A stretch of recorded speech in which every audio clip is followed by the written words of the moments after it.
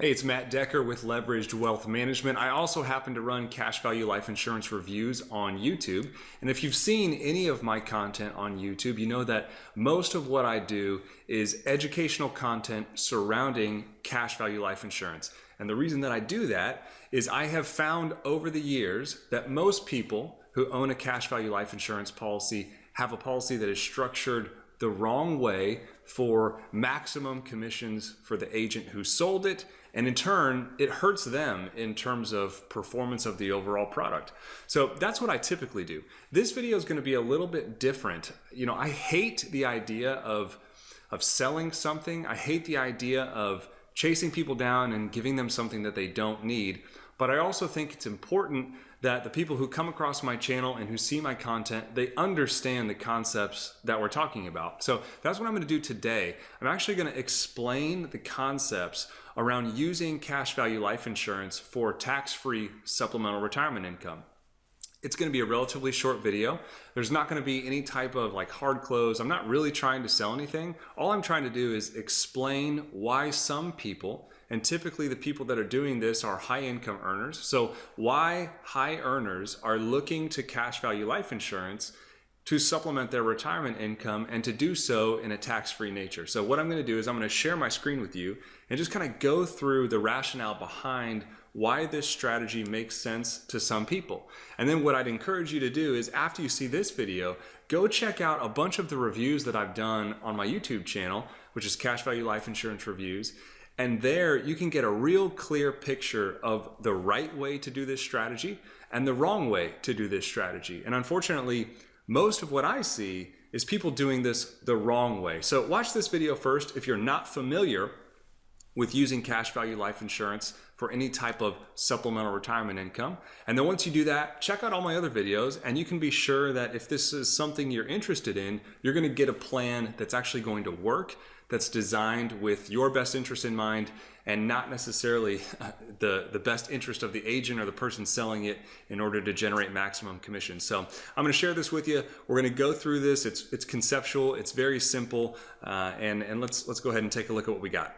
All right, so a couple things before we get started. In the interest of full disclosure, I actually moved back to my office to do the screen share because I realized that there was an echo in my dining room. So I just figured this would be a little bit easier. You can hear me a little bit better. And then I thought about doing a PowerPoint for this presentation. But again, I don't know. I just felt like that's a little bit too salesy. So all you're looking at is just a blank screen. And I've got my little tablet here that I can write on. And so I'm just going to kind of walk you through this concept, cash value life insurance for the purpose of tax-free supplemental retirement income. And the first thing that you have to understand is that the people that are looking at using this strategy, they all have one thing in common. And here's the one thing that they have in common. We ask them a question. And the question that we ask them is, do you think tax rates are going to be going up, or are they going to be going down in the future? Are tax rates going to be going up, or are they going to be going down in the future? And when most people hear that question, they immediately think, well, our government is basically broke. We have about $100 trillion of future unfunded liabilities. It might be upwards near $120 trillion at this point when you factor in Medicare, Medicaid, Social Security, defense spending, interest on debt. When you factor in all those things, total unfunded liabilities is north of $100 trillion. So you ask somebody, they think about those things, and invariably, all the people that are interested in this particular strategy, they will say, well, I firmly believe that taxes are going to be going up in the future, without question. So those are the people that are looking at this strategy as an alternative for some of their retirement funds. And so once we establish where someone thinks taxes are going to be going in the future, for them personally, obviously, if you're in the lowest tax bracket, you'll probably remain in the lowest tax bracket. But again, this is a strategy for high earners. So when we ask high earners, are your taxes going to be going up or down in the future? Most of them say, my taxes are going to be going up, and I kind of know that. So having said that, the next thing that we do is we try to talk about and think about, okay, well, what are the different types of ways that money can be taxed? And so I've come up with 4 main ways, and I put it onto a table, and I just call this our money tax table. And again, there's 4 types. The first type, and the most desirable type of money, is going to be free money. Now, why is this number 1? Well, it's free, and so therefore we don't really care how it's taxed because, again, it's free. So we don't care how free money is taxed, and therefore it's top on the list. The second type of money is not free money, but rather tax-free money. And then the third thing on the list is going to be tax-deferred money. And the fourth thing on the list is going to be taxable money.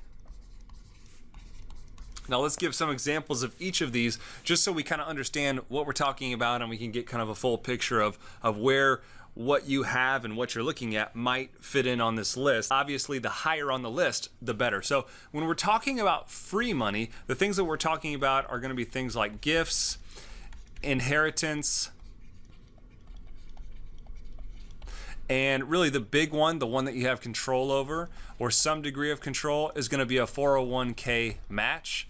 Not the 401k, but rather the matching portion of a 401k if you have one. Now, if you're a business owner, you really don't have any access to free money because a 401k match is your money in the first place. So it's not technically free money. When we're talking about tax-free money, there's really 3 main types of tax-free money that we're talking about, and that's going to be municipal bonds, Roth accounts, so this could be a Roth 401k or a Roth IRA, and then cash value life insurance. Those are really the 3 types of tax-free dollars that you could earn. Tax deferred is the big one. Most people understand what's tax deferred, so this is not an exhaustive list, but certainly there's a ton of alternatives here. So we've got your 401k, 403b, an IRA, SEP, simple, annuity,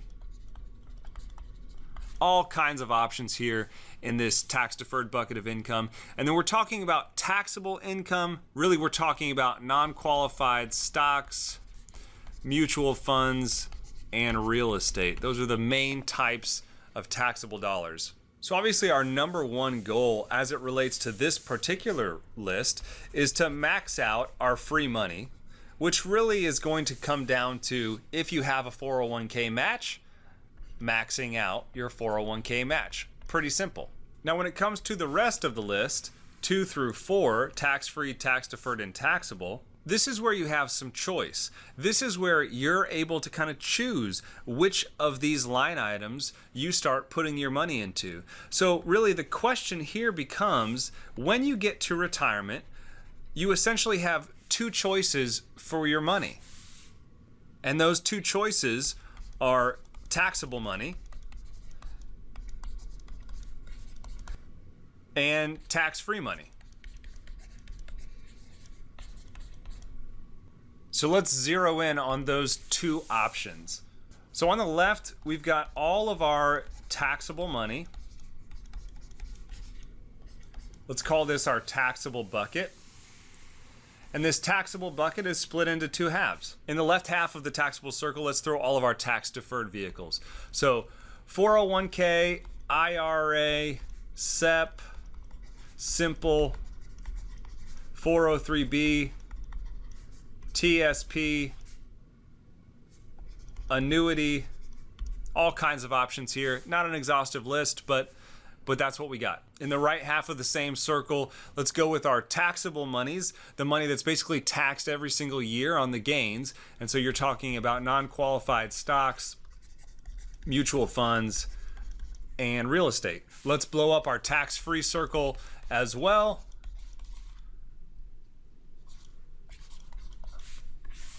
And over here, this one's much simpler because there's less options. Remember, we've got municipal bonds, we've got our Roth accounts, 401k and IRA, and then we've got cash value life insurance. Those are the 3 types of tax-free money that exist. So the question becomes, as a high earner who thinks that taxes are going to be going up in the future, you have a choice as to how you invest your money now. And that choice really comes down between these two options. So knowing that you have a choice, which would you prefer? Now, most people that are looking at cash value life insurance specifically for tax-free dollars, obviously they're in this camp over here. They're saying, well, I'd much rather have tax-free dollars versus taxable dollars. And why is that? Well, it's because if you have taxable dollars, and really, when we're talking about taxable dollars, most people have the majority of their retirement funds sitting in one of these accounts over here, one of these tax deferred accounts. The biggest one obviously being 401ks and IRAs. Now, if you're a business owner, maybe you're SEP or simple, but the majority of people have most of their retirement money in tax deferred accounts. And it's important to understand then how these tax deferred accounts are taxed. And it's really simple. These tax deferred accounts are taxed at ordinary income rates. And when are they taxed at ordinary income rates? Well, they're taxed at ordinary income rates when you actually go to take the money out of the plan. And so that could be 10, 20, even 30 years down the road, which is actually pretty scary if you think about it, because what's the purpose of putting money into all these tax deferred vehicles? Well, hopefully the purpose is for that money to grow over time, right? You want your money to grow over time. But again, remember, most of the people in these high tax brackets that are earning a good living, they think that taxes over time are actually going to go up. So what do you have? You have a vehicle where the goal is to grow your money over time, and you're going to access it 10, 20, or 30 years down the road, and yet you think that taxes over time are going to go up. So what are you left with? You're left with a vehicle that gets bigger and bigger and bigger while tax rates go higher and higher and higher. And what you're actually doing in terms of taxes is you're making the problem worse, because you're going to end up paying taxes at a higher rate on a larger sum of money. And from a tax standpoint, you've just compounded your problem. So once most people realize this, they try desperately to get as much of this money over into the tax-free bucket as possible. So let's go over the options in the tax-free bucket of income. And let's just go ahead and start with municipal bonds.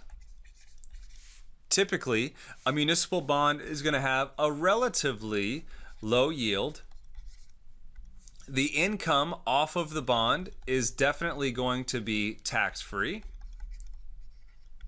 If you sell the bond, it's not tax-free. In most cases, you are investing in state and local municipalities, which some people don't like because they don't have faith in some of their state and local municipalities.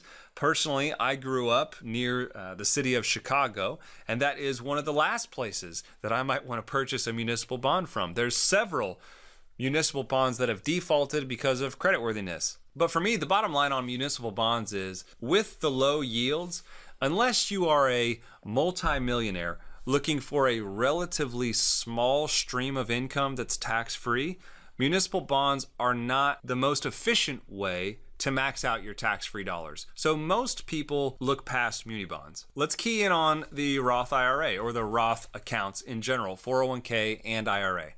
If you have a Roth 401k at work, that is absolutely, in my opinion, the 401k option that you should choose. It is much better than just your traditional 401k account.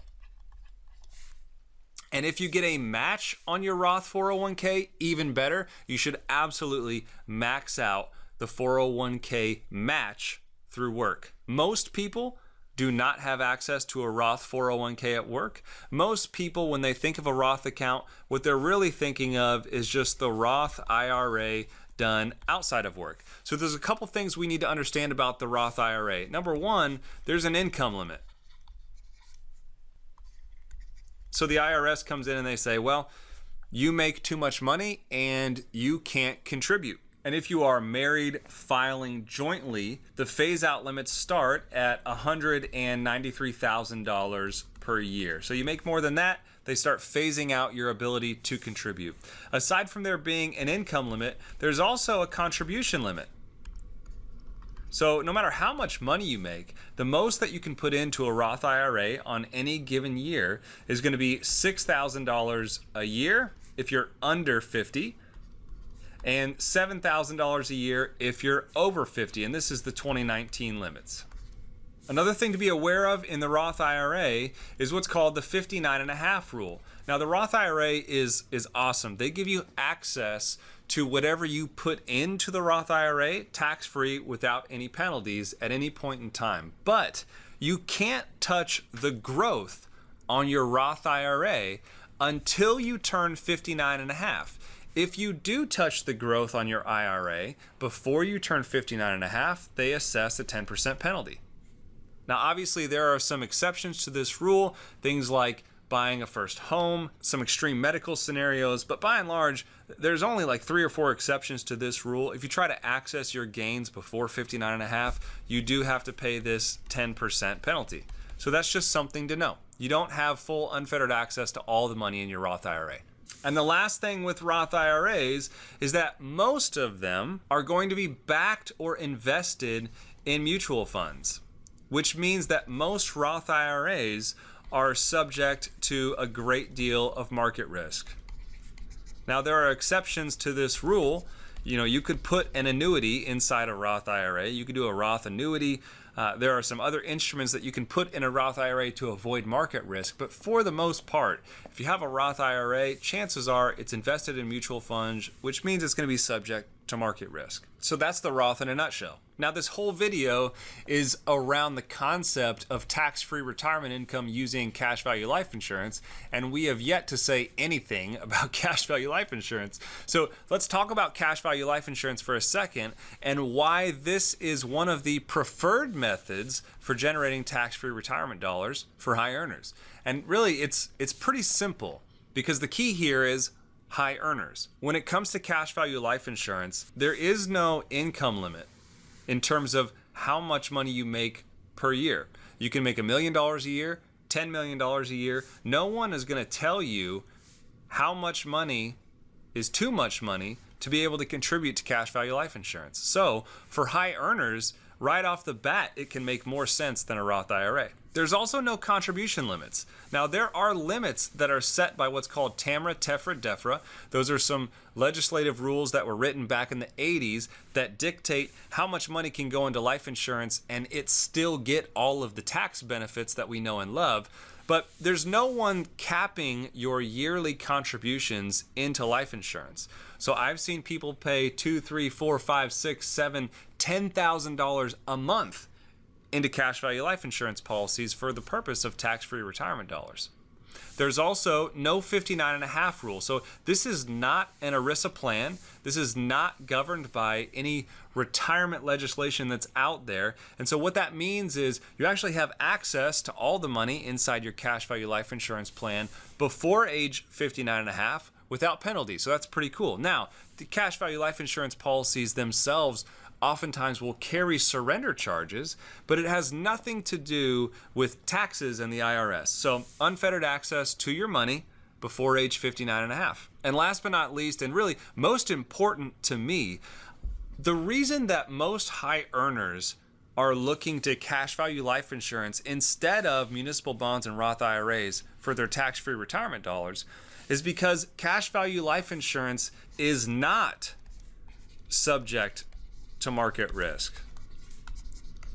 And so for high earners that already have a lot of dollars in things like SEP and simple plans, 401k plans through work, or large mutual fund portfolios or stock portfolios, for those high earners that already have a majority of their money at risk due to markets, this can be a great way to diversify from market risk and yet still get the tax-free dollars that most high earners really want in retirement. And what's really cool is not only does cash value life insurance generate tax-free retirement dollars without being subject to market risk. But when you actually compare a properly structured cash value life insurance policy, as I said in the intro to this video when I was sitting in my dining room, there are so many bad agents out there that do not structure these the right way. They structure them in a way to make maximum commissions off their clients, and in turn, that actually hurts the performance of the policies for the clients. So, major caveat, major asterisk, if you have a policy that is structured the right way, meaning minimum commissions, maximum cash accumulation, they're really difficult to beat from an income stream standpoint. And I'd like to kind of show you exactly what I'm talking about. So this is a really cool tool that lets us to compare several vehicles to a cash value life insurance policy. So let me just explain what you're looking at here. This is an individual who is in the top tax bracket at 37% federal, doesn't include state taxes, just federal. This is a 48-year-old male who's paying $3,000 a month into 3 different vehicles. The first one is just going to be a tax deferred IRA. And we are forecasting that tax deferred IRA at 8% per year growth with no market losses, okay? Just 8% per year growth. We're also comparing it to a Roth IRA. Now, if you were paying attention in the last little section, you'd know that you actually can't contribute $3,000 a month to a Roth IRA. But let's just assume that you could. If you could contribute $3,000 a month to a Roth IRA, earning 8% per year for life, how would that look? Now, the Roth IRA is column 3A and 3B. The IRA is column 2A and 2B. And then the 4 columns on the right, this is our cash value life insurance policy that is asterisk structured the right way. So this is our cash value life insurance policy that's structured the right way. And you'll notice we're actually running this policy at 6.64%. So almost a full 1.5% lower than the other 2 accounts. That's important, okay? We are not structuring this in favor of the life insurance. In fact, we're structuring it in favor of the other 2 accounts. Now, what's really important to note about these other 2 accounts that we're looking at, the IRA and the Roth IRA, is think with me for a second about this 8% yield, because we are showing 8% forever, every single year. Now, number one, you're a smart person and you know that that's not going to happen. It just won't. It's impossible. You're not going to get 8% on the nose every single year. But beyond that, you're also not going to shoot for an 8% rate of return once you get into your 60s and 70s, because an 8% rate of return carries with it an amount of risk that you're probably not going to be willing to take, especially once you start withdrawing funds. Most people will structure their risk to a point where their upside's going to be between 4 and 6%, not 8%. Because if you're shooting for an 8% rate of return, there's a degree of risk there that most people in their 60s, 70s, 80s, 90s are just not comfortable with, especially when you're taking out money. Any money manager would tell you that once you get into your retirement years and you're taking money out, you need to be shooting for a lower rate of return, maybe something between 4 to 6% due to the risk. Now, we are not doing that. We're actually assuming that every single year you get 8%, even in your 60s, 70s, and 80s, when your risk profile is going to change dramatically. So I just want to reiterate, this is completely weighted in the favor of these 2 accounts right here, the IRA and the Roth IRA. And even then, it's incredibly surprising. So check this out. So $3,000 every single month is going into these 3 policies. And what we're going to do is we're going to turn on a lifetime stream of income starting in the 22nd year, age 69 in this case. It doesn't matter when we do it. We just chose age 69 for this example. And what this software is going to do is it's going to calculate the maximum income that we can take out of the life insurance policy tax-free, and that happens to be $162,000 per year. And so what the software does is it says, well, if we can take out $162,000 a year from the life insurance policy, how much Or how long can we take this same $162,000 a year out of these two accounts, the Roth and the IRA, assuming we can get an 8% rate of return? How long can we take out the same income, assuming an 8% rate of return from these two accounts? And you'll notice all of them are taking out $162,000 a year on this page through age 77. And that continues on to the next page, $162,000 a year. And you'll notice we can do that in the life insurance policy all the way to age 100, and we still have $500,000 left over. We still have over $500,000 death benefit. In both of these other accounts, we run out of money at age 83. Now, there are a ton of reasons why this is happening. We don't have enough time to go over all those reasons in this video. What's important here is if you were trying to match the rate of return from the cash value life insurance policy, rather, if you were trying to match the income of $162,000 per year, you would have to get over 10% every single year in these two accounts in order to match the income that's generated from the cash value life insurance policy. And I don't need to tell you, shooting for a 10% rate of return when you're 75 years old is absolutely insane. No one would recommend that you do that. And so this, coupled with the risk profile that we're able to generate in the insurance policy, where we're shooting for a 6.64% rate of return, and again, we have no market risk here, and this return is achievable in these policies if properly structured. The fact that we can generate more income for longer with less risk and no market risk, and it still all be tax-free, that is the reason that tons and tons of high earners are actually looking to cash value life insurance for their tax-free supplemental retirement income. Now, does that mean that you should run out and buy a cash value life insurance policy? No, that's not what it means, because this strategy is not for everybody. But I think you can see why it's at least appealing. So I'm going to turn off my screen share and just have some closing thoughts, some parting words. I'm actually going to go back to my dining room because the lighting is better out there, and we'll wrap up this video.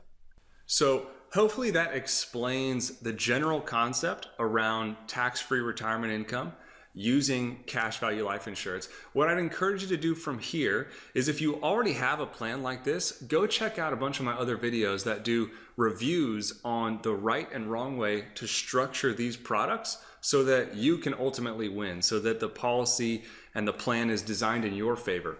And if you don't have a cash value life insurance policy already, and you think that this strategy might be a fit for you, you're looking for some other alternative ways to put some money aside and invest in a tax-free nature, then what I'd encourage you to do is go ahead and in the link below this video, you can actually book a discovery call with me. It's 30 minutes. It gives you a chance to just ask any questions that you might have, find out a little bit more about the strategy. We can talk in just general terms and see if this is right for you.